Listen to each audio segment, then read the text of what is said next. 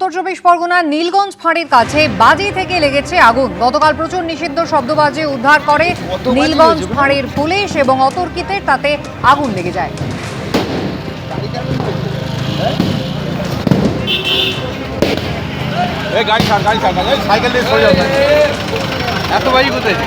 সমীরণ পাল আমাদের প্রতিনিধি রয়েছেন টেলিফোন লাইনে। সমীরণ, কোথা থেকে পুলিশ এই শব্দবাজি উদ্ধার করে, কিভাবে লাগলো আগুন?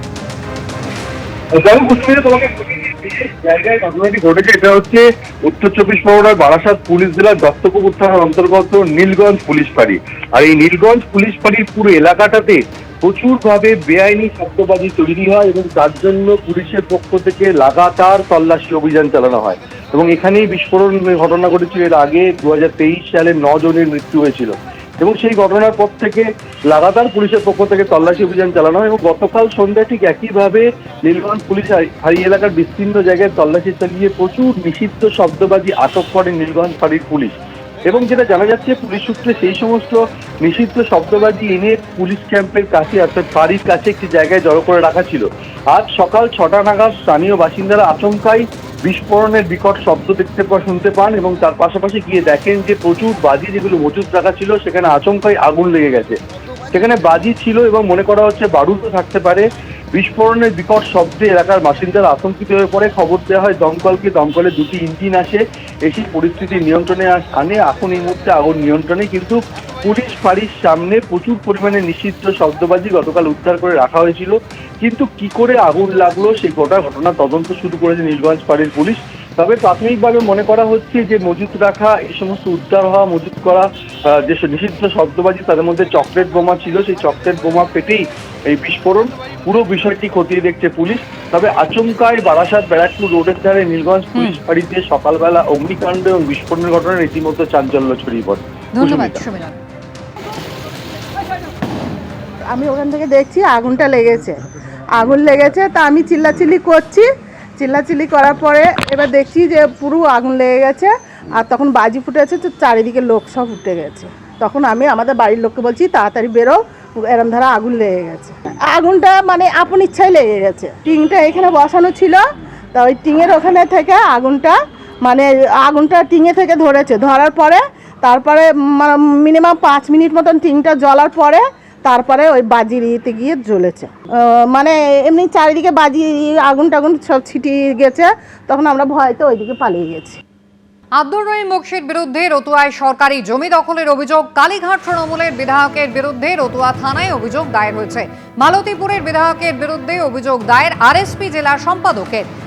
সেচ দপ্তরের জমি লিজ নেওয়ার পর আর ফেরতই দেননি অভিযোগকারী, এমনটা দাবি করেছেন। অভিযোগ ভিত্তিহীন দাবি কালীঘাট তৃণমূলের বিধায়ক আব্দুর রহিম বকশীর। তদন্ত করে আইন অনুযায়ী পদক্ষেপের আশ্বাস দিয়েছেন মালদার পুলিশ সুপার।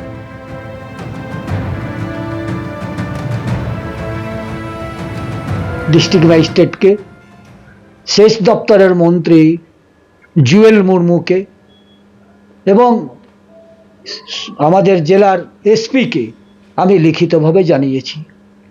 এবং আমি গত 24 তারিখে আমি রতুয়া থানাতে আমি নিজে গিয়ে আমি আমার জিডি দাখিল করেছি, এফআইআর হয়েছে এবং আমি মামলাটা করার জন্য আমি বলেছি যে মামলা নয়, এখানে এই সেচ দপ্তরের সরকারি জমি যারা দখল করেছে তাদের বিরুদ্ধে, যারা জালিয়াতি করে দখল করেছে তাদের বিরুদ্ধে আইনানুগ ব্যবস্থা নেওয়া হোক। রহিম বকশীর বউ আয়েশা বিবি, তার 2 ছেলে রেজাউল করিম, সামিউল করিম, 4 জনের নামে দলিল হয়েছে। স্বরানন্দ পাণ্ডে মহাশয় যে অভিযোগটা করেছেন সেটা সম্পূর্ণ ভিত্তিহীন। উনি না জেনে আমার বিরুদ্ধে, আমার পরিবারের বিরুদ্ধে একটা কমপ্লেন করেছেন। সরকারি জমি আমি এনজিও করেছি, ঘোর করেছি, ইত্যাদি ইত্যাদি। ওনার জানা উচিত যে এই সম্পত্তি আমার কাছে নেই। সে সম্পত্তি আমি লিজে গভর্নমেন্ট থেকে নিয়েছিলাম 2010-11 সালের দিকে, তার টাকাও দিয়েছিলাম। পরে এখন জমির যে মালিক, সে মালিক বলে যে সম্পত্তি আমার আছে, আমার কাছে রেকর্ড আছে। সেই মোতাবেক আমি সেই জমিটা 2011 সালেই গভর্নমেন্টকে আমি একটা চিঠি করি যে আপনি আমাকে লিজ দিয়েছেন, জমিটা আপনার কিনা আপনি আমাকে বলেন। গভর্নমেন্ট আমাকে কোনো উত্তর দেয়নি, সে কারণে তারপরে জমির মালিককে জমিটা আমি ছেড়ে দিয়েছি। খতিয়ে দেখার আশ্বাস দিয়েছেন মালদার পুলিশ সুপার। আমাদের জন্য প্রোফাইল অত ইম্পর্টেন্ট নেই, আমাদের জন্য আইনকে বজায় রাখার সবচেয়ে ইম্পর্টেন্ট আছে।